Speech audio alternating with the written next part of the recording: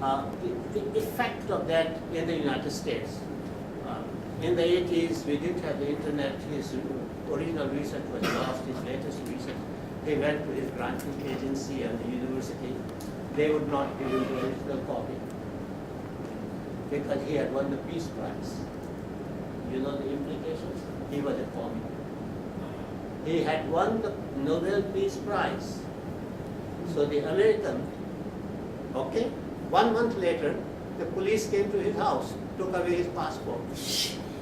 Because he could go to the Soviet Union, could go to other places and talk about peace. So this is something in the area of peace studies, and somehow it has grown. So I'm thankful, and I'm so proud that we have a community of such researchers here, and we will continue. And I'm going to give in my presentation how we can become, if we have that zeal, that inspiration once again, we can become bigger again.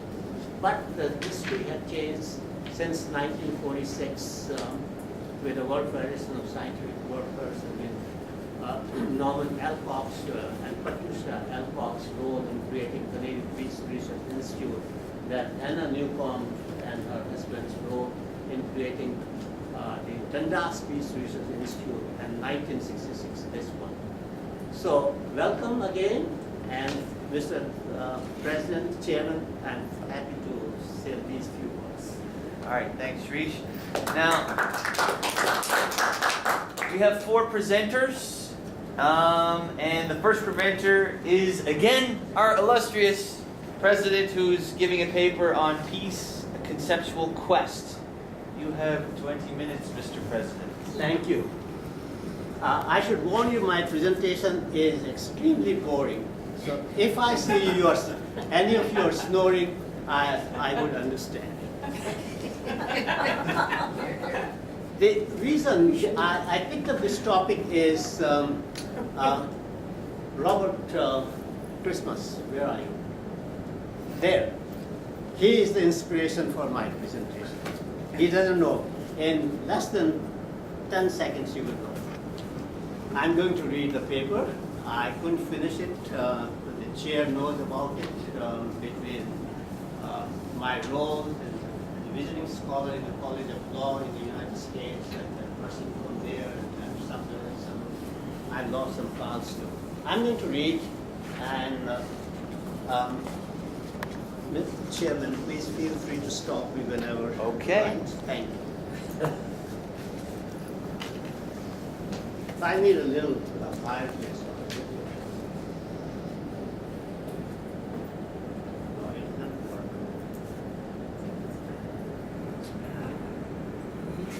Amongst the proposals received for the 2014 Annual Conference of the Canadian Peace Research Association, Robert Christmas sent an abstract entitled Globalization and Global Responsibility in the 21st Century. Mr. Christmas is a staff sergeant with the Winnipeg, Canada Police Service and a PhD student in Peace and Conflict Studies program of the Arthur B. Morrow Center for Peace and Justice Studies at the University of Manitoba. A question was raised whether the abstract submitted by him, represented an acceptable subject of peace research.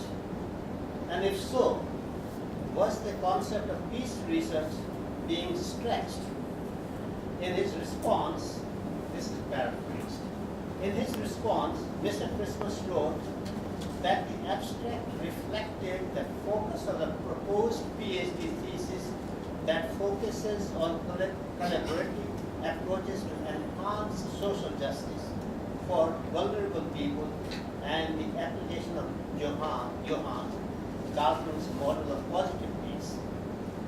In his recently published book, this is Robert's book, Bob's book, published book, the name is Canadian Policing in the 21st Century, a Frontline Officers on Challenges and Changes, published by McGill and Queen's University Press, 2013. Christmas highlights the theme of social justice and how policing and justice play a substantial part in the spectrum of services that create positive peace and foster social justice. He points out that in a global context, responsibility for public security, social justice, and positive peace are now intertwined and internationally shared. The book also contains segments related to restorative justice, diversity, and issues of unresolved treaties with Aboriginal peoples of Canada and the impact of colonization. In his PhD thesis, Mr. Christmas will strive to determine that community resilience and peaceful coexistence are enhanced by established norms of public discourse, community building, and other catalytic agents of peace. The above reference brings us to consider as to what constitutes peace and peace studies and what are its contours. What does peace mean? A consensus about a common definition of peace is yet to be achieved, and hence the conceptual framework will remain a challenge for academics and peace researchers for a foreseeable future. Peace has different aspects, dimensions. Peace of mind, spiritual justice, spiritual peace, individual peace, local and regional peace, national and international peace. The Hindi, that's one of the languages in India, the Hindi word Shanti. Shanti means peace, rest, calmness, tranquility, or bliss. The poet T.S. Eliot, in his poem The Wasteland, translated Shanti as the peace which passeth understanding in. In Sanskrit, inner peace refers to a state of being mentally and spiritually of peace, with enough knowledge and understanding to keep oneself strong in the face of discord or stress.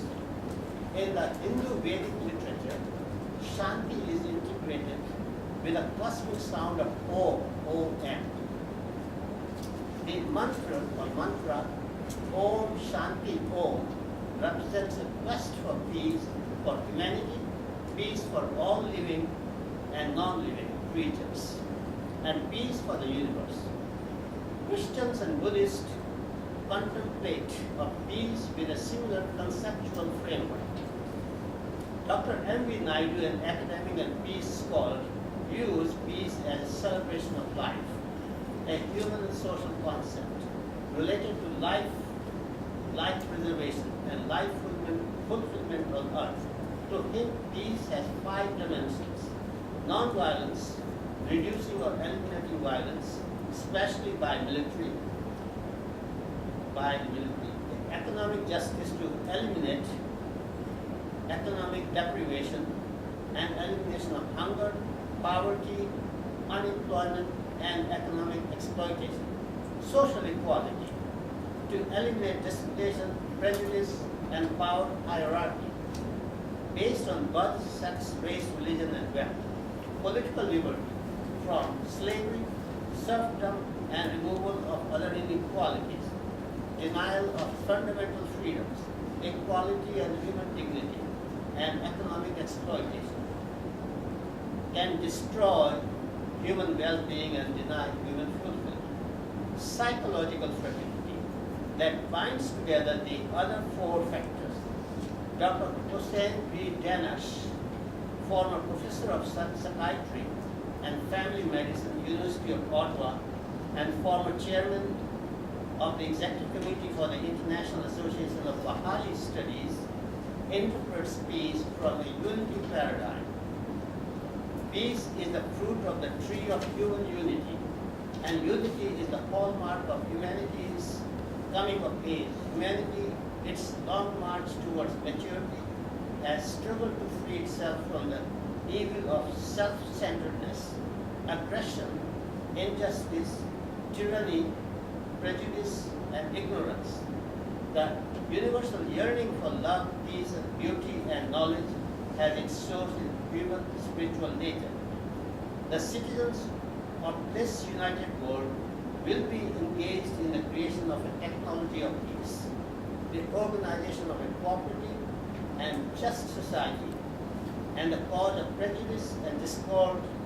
In dealing with violence, a united world will depend on the constructive and life-engendering forces of love, growth, cooperation, and unity, rather than the updated practices based on hatred, rigidity, competition, and war. Then will the spiritually enlightened and highly creative people of the united world harness the focus of love and usher in the era of the most great peace. Robert Christmas extend the conceptual framework of peace by Naidu and Ganesh by introducing such elements as social justice for vulnerable people, the spectrum of police services that create positive peace, and the intertwining linkage between social justice, public security, and positive peace. Dr. Hannah Newcomb, a chemistry scientist and officer of the Order of Canada, and a co-founder of the Peace Research Institute of Dundas, Canada, extends her conceptualization of peace from the perspective of people's power, with examples drawn from rapid political transformation in Central and Eastern Europe and the Philippines in the 1990s, with a presumption that massive people power can be successfully applied to political transformation. It should and can similarly be applied to promoting and securing peace and preventing conflict and war. Premised on studies previously undertaken, Newcomb suggests 4 ways of transforming peace power for promoting peace. I'll just give you the headlines here. The first one is citizen exchanges for reducing enemy images and building friendship across national borders. 2, tourists may provide a marginal benefits. 3, the hostage plan for confidence building and assurance of peaceful intentions. This is developed by Kenneth Small. The hostage plan proposes the hosting of the children and relatives of national, political, and military leaders of mutually hostile nations in the territories of the opposite side. D, citizen reporting for arms control verification. They take the citizen's role in this. And Dr. Newcomb points out that some weapons detection identification, either their deployment or their manufacturing, presents technical problems, and therefore it is imperative to supplement the existing methods by injecting people's capability, and therefore arms control verification is normally, of course, a highly technological subject, but here, for instance, the locations of missile silos are pinpointed by satellites equipped with sensor underground nuclear explosions, and monitored by seismographic arrays, manufacture of chemical weapons. So all these, although these are technological aspects and technical activities, citizens can play a role. Next one is civil disobedience for resistance against injustice or militarism. And there she takes from the Gandhian area, Gandhian field, and of course Satyagraha is one of those. And civil disobedience becomes a sacred duty when the state has become lawless or corrupt. Then only one sovereign remedy, namely non-violence. Dr. Johan Galtung, a Norwegian sociologist, mathematician, and political scientist, widely considered the father of Western peace and conflict studies, who was honored with the Right Livelihood Award. It's an alternate Nobel Prize. I'm one of the nominators. Expanded peace theory by originating two new aspects, negative peace and positive peace. These terms were used by him in the editorial of the founding edition of the Journal of Peace Research in 1964. Peace research in the ensuing decades emerged as a discipline of academic study with the pertinence of peace theory linked to social and political philosophy. Dr. Daljit Singh Grewal of the School of Social Sciences, Auckland University of Technology, along with the above said reference to Galton, describes below the principal differences between positive and negative peace in a 2003 essay. I will leave this part.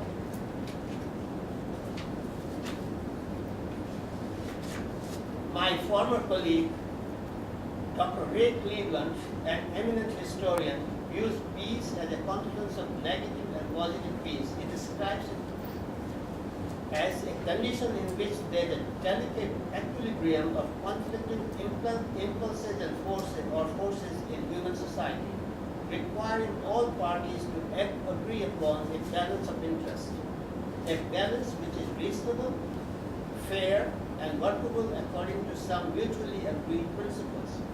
Peace depends on a minimum of justice. One of his publications, Peace for Palestine. To advance his definition, with empirically substantiated evidence, Professor Cleveland provides a historically, legalistic, and analytical case of the conflict between the State of Israel and the Palestinian, where peace has so far remained a yet to be attainable goal. If we were to apply the dichotomy of the aspects of peace, Professor Naidu's concept of peace will fit within the Galton's nomenclature of negative peace. He considered peace as first and foremost the absence of war. He emphasizes war and military violence causing heavy destruction and a large number of deaths is the enemy of human existence. I'll leave here for this moment.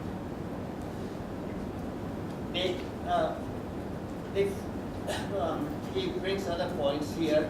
Demilitarization, scienticization, the de-industrialization, dematerialization, de-emphasis on statism, and decolonization, de-emphasis on violence, and dehumanization of other factors. Those are the negative aspects of peace in the conceptual frame of Dr. Naidu. The founding of the Canadian Peace Research Institute in 1961 by nuclear physicist, engineer, and an officer of the Order of Canada, Dr. Norman Alcock. He was one of our presidents, CPRA's presidents, and his wife Patricia, the celebrated icon of the voice of women, in terms of the Galton thesis of negative peace, was prompted by the shock of the proliferation and growing power of weapons of mass destruction. In creating CPRI, the CPRI died in 1981, just to give you the historical record. In creating CPRI, the two became warriors for peace. The CPRI's goal was to research scientifically into the various causes of war. That is, the psychological, economic, historical, and sociological factors. During its existence, CPRI was engaged in research on the United Nations voting pattern, the arms race, attitudes and military attributes of nations. The CPRI also had an active education program, including summer schools in peace research. CPRI was considered as the first scientific think tank to study why there were wars and what conditions might lead to peace. Remember, this was created in 1961. The CPRA was created in 1966, and since that time we have hundreds of peace research centers in different universities. So CPRI was considered as the first scientific think tank to study why there were wars and what conditions might lead to peace. Mathematician Nobel laureate Bertrand Russell, Prime Minister Lester B. Pearson, and Prime Ministers Lester B. Pearson and Pierre Elliott Trudeau, Dr. Brock Chisholm, founder and first Director General of the World Health Organization, WHO, and Professor Linus Pauling, I just made a reference, the Chemistry and Peace Nobel Prize winner, and many other scientists all applauded the creation of CPRA. Then my chair gives a reference to the standard definitions of peace given in major dictionaries, so I'll just bypass them. But let me quickly make a reference to the epochs. Within 1945 atomic bombs, everything changed according to Norman Alcock and Patricia Alcock, but also a number of scientists all over the world. So the peace warrior, Dr. Alcock, decided the best way to put an end to war was to study it. He had an earnest ally, his wife Pat, Patricia, who was vice president of the Voice of Women, a 600-member group of peace activists. They were wanting to do something about peace, and the Alcocks were looking for money for the Peace Institute. The Voice of Women managed to get 25,000 people involved, just through door-to-door canvassing all across the country, and they raised $250,000, which is minimum of $2.5 million today, equivalent to the two. That gave enough money for the CPRA to exist for 21 years. So it started the institute, it had only 8 members, eminent people, and they did the work for the next 21 years. The institute was set up and running, now thought to be the first of its kind in Canada, in fact in the world, because Gohan's journal and the IPRA in Sweden came after 1964. So our own association came in 1966. The Alcocks and the WHO founder, Dr. Brock Chisholm, and 5 others began researching the causes of war, arms races, religious orthodoxies, authoritarianism, and nationalism, which Dr. Alcock, he considered nationalism as a virus. Just to give you an idea, some of those who have been following the cost of war, why peace should be done, the cost of war today is $9.46 trillion. Have I run out of time? We only have a couple. Oh, all right, yeah, okay. So this is a recent study out of Sydney, the Economics Institute, which studies peace as economics. The total cost is $9.46 trillion. It's cheaper to have peace, much cheaper than to have wars. I should tell you that disarmament has been a major area from Anna Newcomb, Hannah Newcomb, from Alcocks, from Linus Pauling and all of us, has languished as an international priority for many years. Recent events recently, since 2009, have been encouraging for those who believe in the goal of a nuclear-free world. President Barack Obama's speech in Prague in 2009, in which he pledged the U.S. to the goal of a nuclear-free world. The 2010 signed U.S.-Russia Nuclear Arms Control Treaty, the Nuclear Security Summit, and a review which took place about a couple of years ago of the Nuclear Non-Proliferation Treaty have all focused attention on the goal of a world without nuclear weapons. But how close are we really to this goal? What obstacles stand in our way? So I'm going to stop here because that's another 10 pages which I have yet to finish. Thank you so much. Okay, we have